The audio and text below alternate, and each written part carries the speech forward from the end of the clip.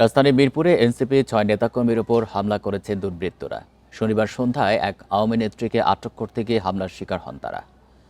পরে তাদের উদ্ধার করে শহীদ সোহরাওয়ার্দী মেডিকেল কলেজ হাসপাতালে নেওয়া হয়। স্থানীয়রা জানান, পুলিশকে সঙ্গে নিয়ে আওয়ামী মুক্তিযুদ্ধ প্রজন্ম লীগ নেত্রী হোসনেরা সাদিকের বাসায় যায় স্থানীয় এনসিপির নেতাকর্মীরা।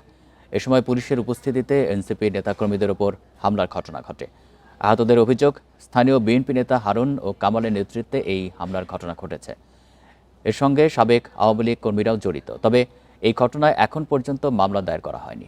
কামাল এবং হারুন ও রশিদ করে তাদের দুজনের নেতৃত্বে ১০-১২ জন রড, জিআই পাইপ সহ অতর্কিতভাবে পুলিশের সামনেই হামলা করে এবং সেখানে একজন পুলিশ সদস্যর গায়ে আহত হন।